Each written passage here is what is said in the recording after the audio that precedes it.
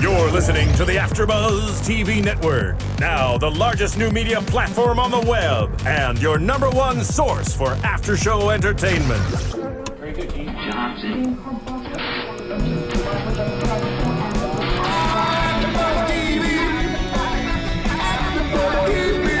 From the AFTERBUZZ Studios in Los Angeles, California, presented by Miriam Gonzalez and streaming live thanks to Akamai Technologies, this is AFTERBUZZ TV's Mixology After Show. We'll break down tonight's episode and get you all the latest news and gossip. And now, another post-game wrap-up show for your favorite TV show. It's AFTERBUZZ TV's Mixology After Show. Girl, you make me dumb, dumb, dumb, dumb, dumb, dumb-be-doo-be, dumb, dumb, dumb, dumb, dumb. I love you so. Hey there, AfterBuzzers! Welcome to another AfterBuzz After Show for Mixology, where 10 strangers in one night all do all kinds of stupid, ridiculous things to find love in a bar. Yeah, definitely. So super exciting. I'm Miriam Gonzalez. Joining me this evening, my co-host across the way from me, Courtney Nejedly, and my Twitter handle is at COURTNEYNEJEDLY. and we are going to recap last night's episode of Mixology. So exciting. I love the show. Definitely, and this is Bruce and Fab. Yes, episode 7, Bruce and Fab.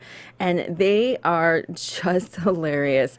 My absolute two favorite characters to you just want to, they're so obnoxious. Well, let's talk about their 3 encounters. So the first one, when you turn on the show, obviously Bruce and Fab kind of run into each other, and Fab drops the pizza. So that's the first encounter. Well, I thought that she dropped her purse Oh, at sorry, first. She dropped the her birth purse. control, and then the second is the pizza. Yes, she drops her purse, and she's just completely, she's not interested in running into him, and he's like, oh, so we meet again. And she's like, look, dude, you were just hitting on my friend Jessica, and I'm not interested. He's like, oh, do you want your birth control? You probably don't even take this. Yeah, Didn't he say something it's along those definitely like a lines? sassy comment, for sure. He doesn't even care that, he'll hit on, Anything that walks. not even, he'll hit on a pole. Well, they were saying later on, that Bruce doesn't even have standards. No. So, but he has his eye on Jessica, which we'll find out later. Yes, so. he still plans on smashing Jess. Yes, definitely. And then they had the third encounter, which was a rendezvous in the bathroom that actually never ended up happening. So let's get into kind of how their relationship is.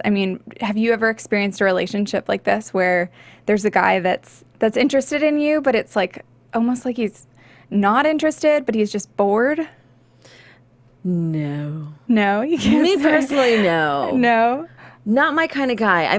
For instance, with Bruce and Fab, and we see that with her background and how she grew up. Yeah. It's that kind of love to fight, and Yeah, so they, exactly. like she grew up, her parents fought, and the only way that she knew how to hold a relationship, it's like, in fact, you know what? I actually, I'm a Cancer, and my other water sign, my wishy-washy water sign is Pisces. Okay. My other water sign is Scorpio. And so when I date a Scorpio, and I've said this to a Scorpio that I've dated in the past, it's like, look, let's fight, because the best part of fighting is making up. Right.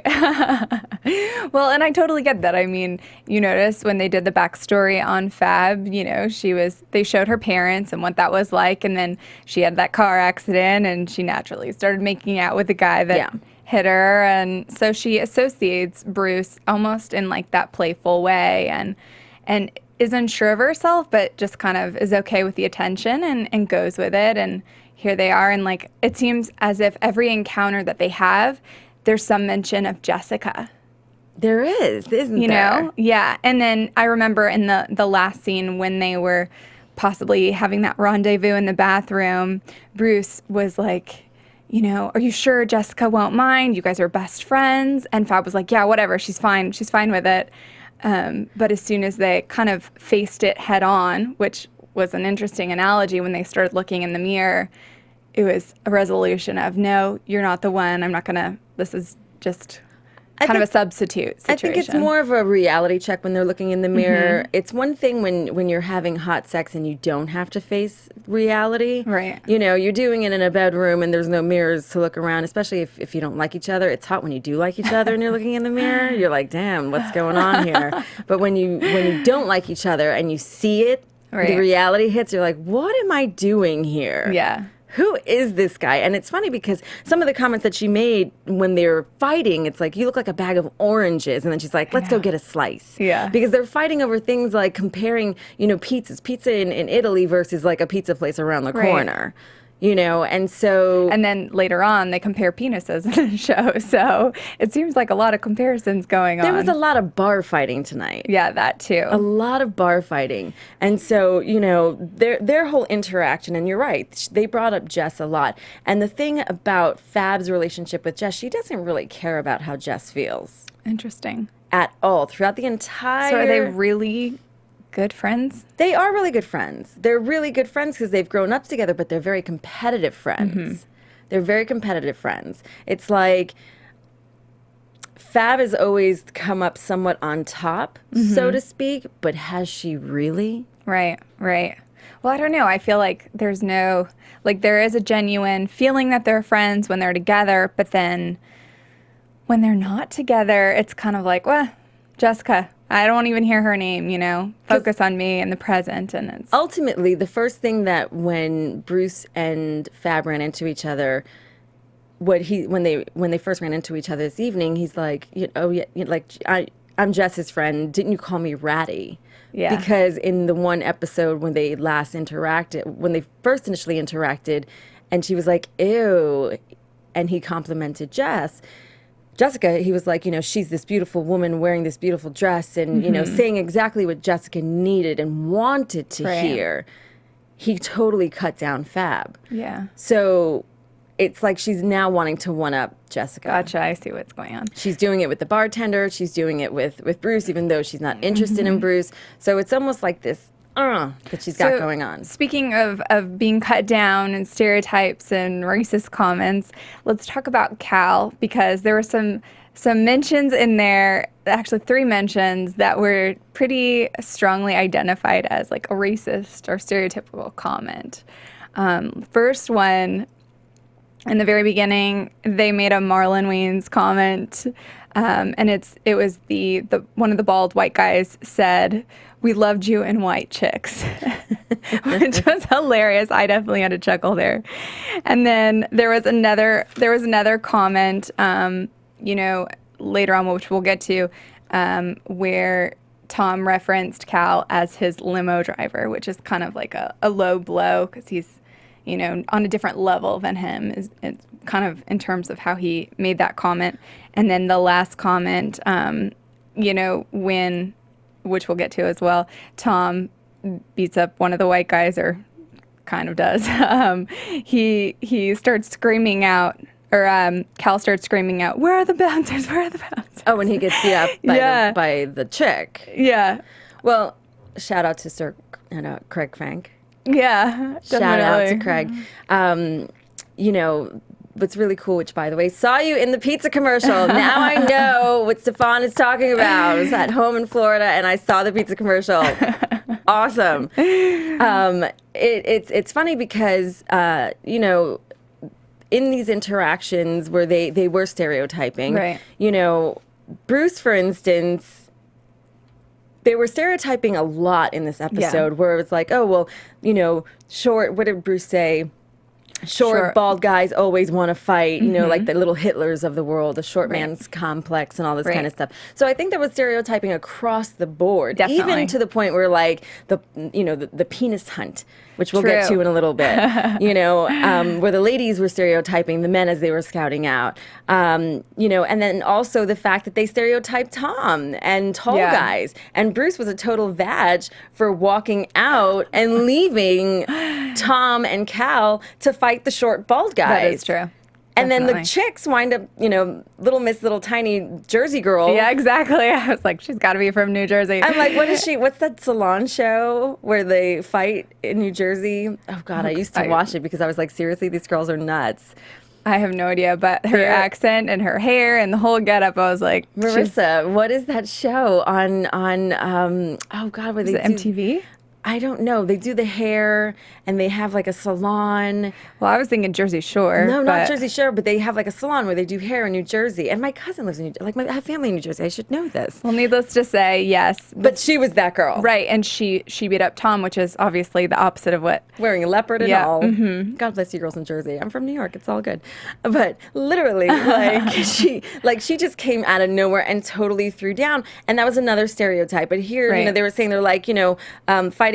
Oh my God, Tom's comment. Fighting tall people with hair is not going to make you taller. Exactly. And then Tom goes and knocks him out. But he slips on the lemon and accidentally knocks him out. So And then he goes, what did I kill him? yeah, and then he kind of almost develops this persona that goes with it of like, okay, all right, I'm kind of a badass here, and then obviously at the end we see that he was. Well, that's because everyone Bluffing. Was it starts... Jerseylicious? Yes, Jerseylicious. Thank you. I really did like that show. It's still on too. I'm I sorry, get I'm not. sucked in. I don't watch that They show. like tease and they have the long acrylic nails, and you're just like, whoa, dude. That's a whole nother show, and I'm sure there's an after show for it, and you can watch it here on AfterBuzz TV. So anyhow, but no, yes, Tom develops this whole persona after he gets this thing because everyone starts treating him kind of like a king, and it's funny because Cal says to Tom, he's like, "Man, everybody thinks you're Batman." Right. And it's true. Like the bouncer's like, dude, you, like great job. And then these girls are like fawning over him. I know. Now, earlier in the night, because this is like, 10 strangers walking into a bar and these episodes are all happening in one evening. Tom walked into this night like wimpy crying. Which is typically his persona in general. Yeah, he's like- not really confident in who he is, so he kind of got to take on a new role, which he liked for a hot second, and that's where he made the comment about Cal being, oh, and this is my limo driver, when a few girls came up and were commenting on how strong and, Yeah, I mean, he got his heart Male ego. broken. He got his heart ego. broken at the beginning of the season, Right. the beginning typically of the night. He barely had the confidence when he first walked in at the Right. beginning of this night to go up to Maya to the point where his ego was kind of knocked down to the point where he was like, can I ask for your number? Or you saw the different changes throughout this night, throughout this season. And now here we are on episode 7, Right, and if we reflect back on last Thursday or Wednesday night as well, I think we also saw some character development and growth in Tom's character. So I don't know, and even the way that Maya responds and reacts to him, I feel like she's starting to really embrace who he is and not think of him as, a small, pushover. Oh no, she's definitely got a sweet tooth for him. Yeah. I've been saying this for weeks. And Definitely. it's because he is not the typical guy that she would normally date. And sometimes it's nice to color outside the box and outside of the lines. Right. I mean, normally you date the bad boy and you take advantage of him, and now it's the sweet guy that she could sort of take advantage of and or mold. Right, and I actually think he's kind of coming into his own, so it's not so much that she's got the upper hand. I feel like he's understanding a little bit more of who he is and what he's capable of, and finding his confidence, really. Yeah. And so it's not so much that she's like the overarching character that kind of reins him in. I feel like they're starting to get on equal playing fields to some extent. So I don't know. We'll see how that character development unfolds. And then let's talk about the girls and the whole conversation about, identifying people in the room and kind of, specifying what type of penis they would have. Now, I have to say, this is my favorite thing to do in a bar. So you've done it before. Not necessarily like, let's shop around from a penis based on a phone. But people watching for one is always fun. Yes, definitely. People watching for one is always fun, and trying to spot who is who at a bar. Oh, I like to do the storytelling where you look at somebody and you're like, all right, this is their backstory, and you make it up as you go just to pass time with your friends. But I've never done the okay, well, this man over here, he has this type of penis, and this is how he is in relationships, or how he was last night. I mean, it was just like, whoa. It's easy to do with what kind of guy do you think that guy is? Well, yeah. I mean, Like, you can totally pick a Bruce in a bar. you can pick a Bruce, you can pick a jerk, which I don't really identify any of the characters as like that complete asshole. Maybe Dominic could kind of come across as like that cool, like smooth, suave He's the kind of one guy. night stand guy. True. That is true. He's the one night stand Casey. guy. Mm-hmm. Definitely. Casey's the space cadet. All right. So, Bruce's sex history, he had low to no standards. He longed for the day he could sleep with somebody he actually cared about, which happens to be Jessica. All right. So where do we really think this is going? Jessica made the comment in the end, which identified specifically with, Bruce and what he thought about this pizza. He said, I would totally have sex with this pizza. I would make babies with it. And then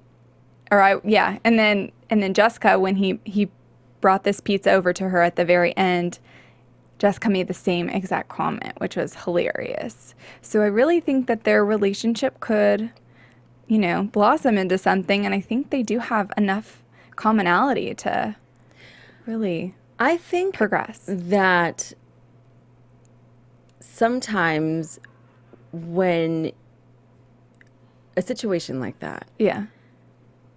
when you repel something so much, you wind up finding that you have more in common with that person than you Right. realize. And first of all, Bruce has said a lot of the right things. He may not, in her eyes, be Prince Charming, although he's not exactly an eyesore. Right. So he's a ginger. He's not, your normal visually, if you lined him up, he's not the first thing. He's not the most attractive I mean, I think he's an guy attractive out of the guy. friends. But out of the friends, I think he's probably, a little bit more rugged mountain man in comparison. Oh, to- yeah. He definitely could be cleaned up.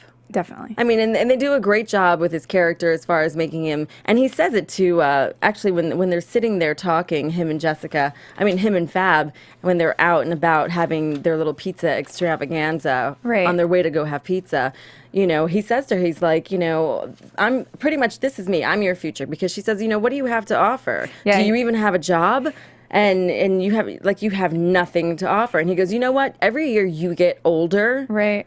And more desperate, and then you'll find yourself with a man that looks like this. Exactly. Which is actually, as a 20-something adult, with friends that are married and having babies and different things, I think that is definitely something that you find yourself questioning. You go, oh my gosh, do I have to lower my standards? Do I have to? No, you don't. And I think that's what he's touching on. Is Not you get older, necessarily. more desperate, and eventually you'll have to find yourself with a man like me if you cut people down and if you are as scrutinizing as you are towards men. And I think like the whole meat and potatoes was like Bruce not argumentatively, but claiming like, I'm a really good guy if you just look beyond the outer appearance.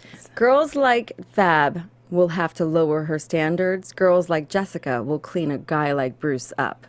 That is a great comment. Yeah, definitely. That is the difference between a girl like Fab and a girl like Jessica. So then what about Casey? How do you see Casey fitting into that demographic? Casey just has to grow, period. Yeah. Casey and Cal, for instance, they're the kind of people, and I love that they made up this I know. episode. How adorable, like, first of all, here she is, she's doing her job. She's ignoring them for one. And I Right. love the fact that, she's ignoring Tom and Cal sitting at the table. Mm-hmm. I mean, yes, it was kind of a not so cool thing for Cal to stand her up a few episodes Right. back. Not cool, dude, but I understand why. I get it. Yes, you're the guy who marries every girl you meet. True. Dude, not cool. You don't marry a girl after 6 months. You date someone for a Unless year she's and a the half. Not even. You date someone for a while, you get to know each other. The rule of thumb is, if you're lucky, I mean, it happens. It does happen. There are certain circumstances, not for everybody. Rule of thumb typically is you get to know somebody, because people tend to like sugarcoat who they are. They put on this facade. They pretend they're somebody. And then all of a sudden you're living with them and you're like, dude, that's not who I thought. That is true. That is you true. were. People evolve and develop and change, and you get to see different facets of their character You're and like, how they're tested in yeah, you used to be different sweet. Now you're circumstances. farting in front of me. Like, now you're gross. Like, there's like all different kinds of things. Like, Yeah. the true person comes out after a while. So ultimately, you think Casey and Cal have a shot? I think they do have a shot. I really do. And it's the fact that if they take their time and not rush into things, although because they're very similar and from the same town, there's a chance that, not to say that they rush in and get married, but get to know each other. Yeah. And I like that he said, I usually rush into things and I really want to take it slow. And she agrees. I'm like I willing can to take do it slow. that. Yeah. That's a good place to start. Definitely. Being honest up front, I think that could work. And the fact that they were on the same page, that's a good place to start. I don't think he was on the same page with his past relationships and he just rushed into it. He was kind of the puppy dog, and you saw that in the flashbacks of the episodes past. Yeah. He was very like, and he rushed in and got divorced. So obviously we're left with a few other relationships to talk about. Dominic doesn't seem to be in one, as far as I'm concerned. Oh no, he's the bachelor who's Yes. banging all the girls at the bar. And then we also have Tom and Maya, which we've kind of discussed. They seem to be inching closer and closer together and more seemingly on the same page. And then, of course, Liv now and Ron and the penis envy, or just penis adoration, I guess, that she has for Ron based on this picture that Jessica had. Absolutely. And we'll get into all of that fun stuff as we get into predictions. But I love how in the penis hunt, how as they're searching throughout the bar, and first of all, when It's just How the they- funniest concept. how they come across it, Jessica's showing her pictures of her kids and how cute that is. And then, Liv is like, we have got to go on the hunt. And of course, Maya is the person for the job to make this happen. Yeah. I love Maya's ambition to make this happen. And so they go on the hunt and they're like, there's no possible way that it's Ron's penis. And then they send the bartender, who is just like, oh my God. Stunning, yeah. He goes into the bathroom and confirms that it is Ron's penis. Can you imagine though, like as a female, if we had the ability, the stalls weren't, super tall, some girl like peering over the stall, just checking out your situation down there, you're like, Your what are you Johnson. doing? Well, no, I like how was it the little short the bald guy was so Freaking out. upset. You need to get over to the next stall. And then Ron was like, I gotta suck it in. It was like penis code, right? It was like penis code that he was so upset. Yeah. And he's like, I'm urinal British. code. He's like, I don't know about this code. What is this code? He's like, I'm not a willy watcher. I'm not French. A Willy Watcher. That's classic. And my favorite part though is he goes over one and he's like, I can't even see your willy from here. I think he was just poking fun at the comment. Obviously Yeah. he was poking fun at him, but that guy had such issues. Yeah. Such issues. Which obviously I think was really who he was as a person. I mean, he was throwing lemons at Tom. He had this, I think oftentimes when people get into fights, it's because they're not confident in themselves. Oh, It's no. like a self-conscious thing, and they feed off of other people's insecurity, and really they're the ones with the insecurity. And so I definitely think they were really showcasing that. Absolutely insecure. Yeah. And it was interesting to see how that completely evolved through the night Yeah, definitely. or through that moment. But the fact that when Dominic came back and confirmed to Liv and Maya, she was like, what did she say, that she was some sort of like whore because she was going to pursue it? She said, well, because, so Liv is obsessed with Ron's penis, and Maya is talking about, well, aren't you engaged? And she goes, well, I'm already on the train to Whoretown, USA. Like, well, and, I guess, I don't know, I'm not a proponent. Like, when you're engaged, you're focused on that person. You shouldn't even be peering outside of that box. But apparently this one particular night, it's grounds for, you know. Well, you have to understand, Liv is with a guy that she's the girl who plays it safe. Mm-hmm. And, you know, this is the day before she's about to send out her wedding invitations. Right. You know, and with her playing it safe, the day before she's about to send out her wedding invitations, her fiance is home in a Snuggie watching the cats, recording devious maids, waiting for her, not out with her. Yeah. And she's unsure, and here is this sweet British guy who just threw up in Jessica's purse at the beginning of the night. Yeah. Who texted his penis. And I love how at the end of the night, Jessica's like, oh, I've got to get the picture of me bending over the bed with my face in it back from his phone. I know. Have you ever sent a sext? Not with my face in it. So just the rule of thumb is from the neck down. Just in case. Through social media these days, it'll come back around and bite you in the butt.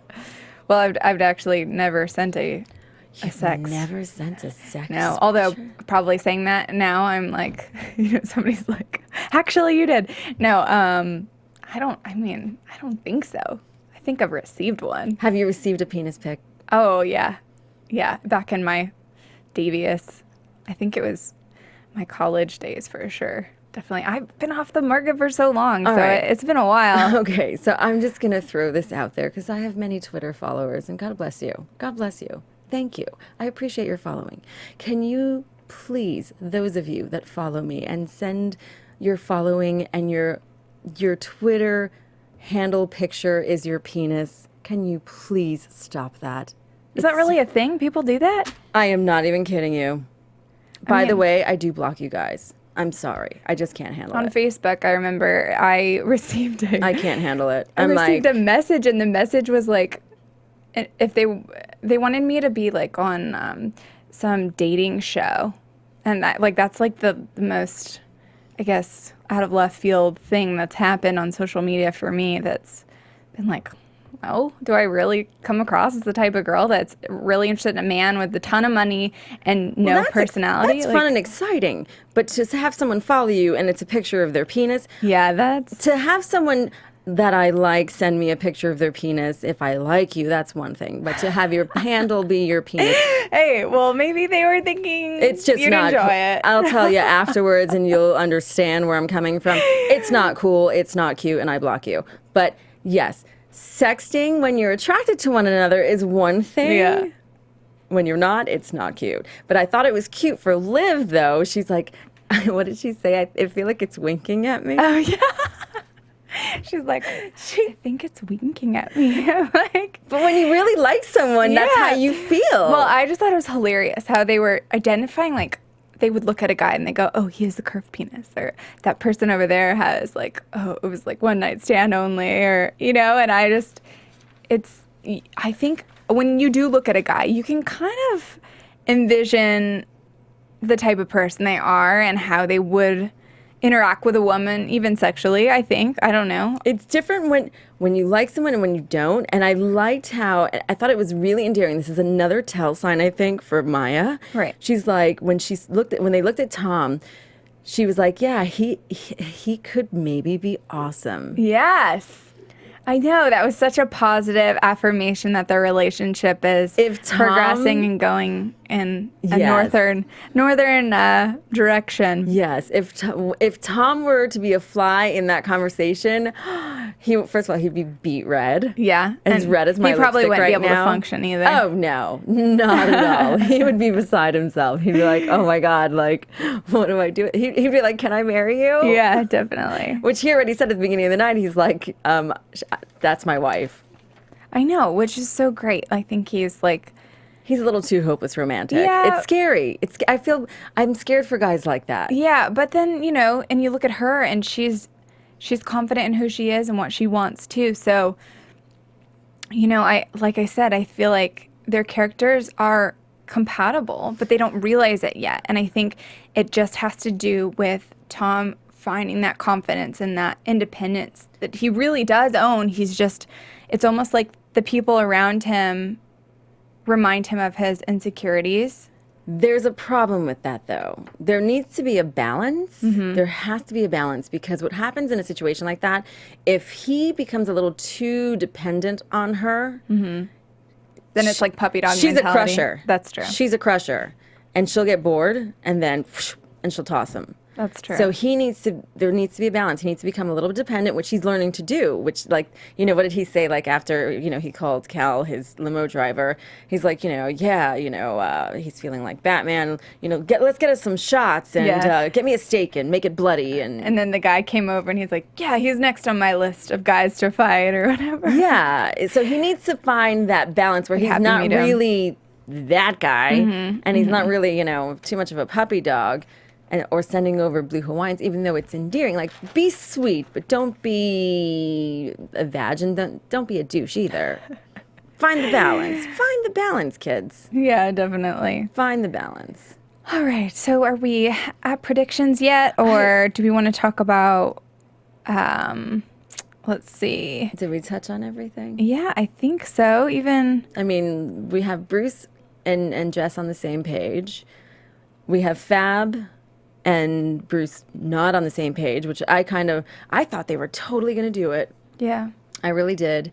And for Bruce not staying with his friends and totally pruning out, which is to be expected, Yeah. which I thought it was hilarious, the whole, like, petting the bald guy as he walked away. I know. And then- almost getting busted. Totally.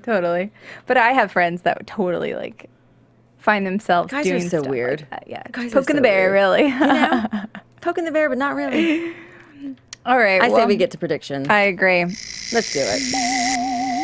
And now, your AfterBuzz TV So, predictions. who do we think is going to find love next? Because it keeps on changing. Well, I'm a proponent of Dominic and Fab. I know the relationship hasn't even started. They don't really have anything that they've, had a connection on yet. But because Dominic is just the bartender at this point and there's no trajectory in terms of his relationship status, I like to venture that somehow they'll end up together, because Fab's like really spunky and just kind of, I don't know. I feel like there's some sense of compatibility with their personalities, and she's hot and she is confident in who she is, and he's confident in who he is, and he's very attractive as well. And they're both kind of like no strings attached mentality.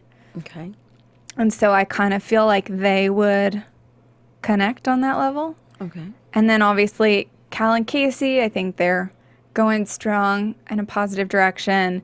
Tom and Maya, I still think they're on the road to a possible relationship. And then Bruce and Jessica, we'll see how that develops. I don't know. I kind of think Jessica is still going to have that, like, I don't know, on a leash mentality of just keeping him at bay, but liking the attention. And who knows? I think it'll take a few more episodes before they get together.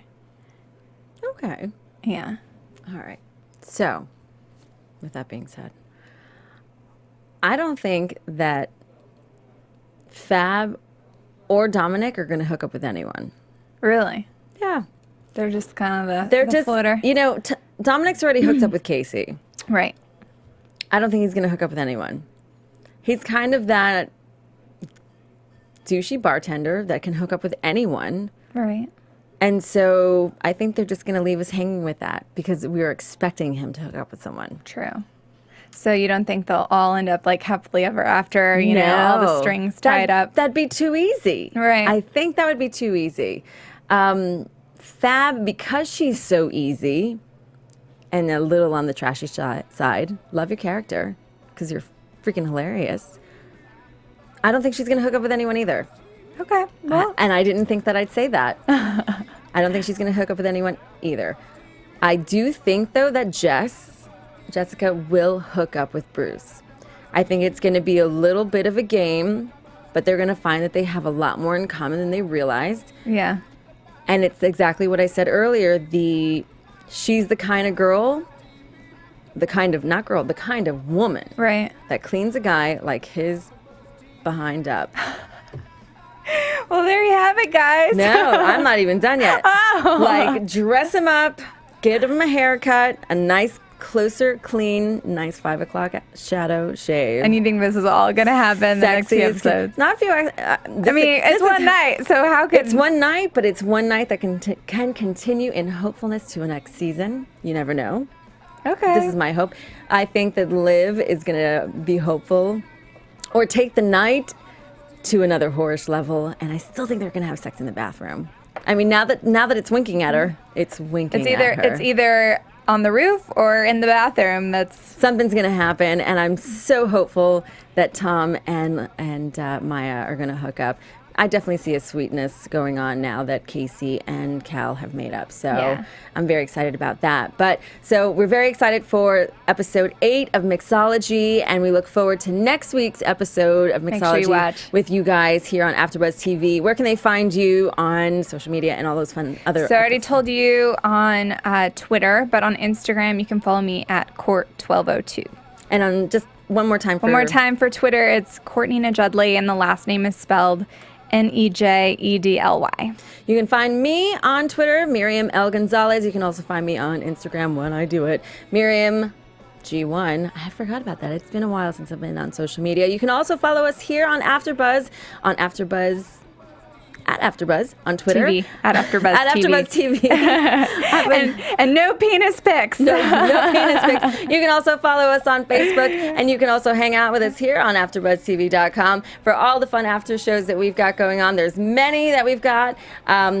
Until next week, we'll see you here for some more Mixology. Big kiss. See you soon. From executive producers Maria Menounos, Kevin Undergaro, Phil Svitek, and the entire AfterBuzz TV staff, we would like to thank you for listening to the AfterBuzz TV network.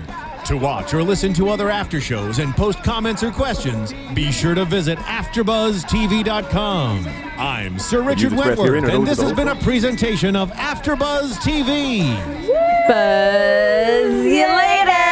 The views expressed herein are those of the hosts only and do not necessarily reflect the views of AfterBuzz TV or its owners or principals.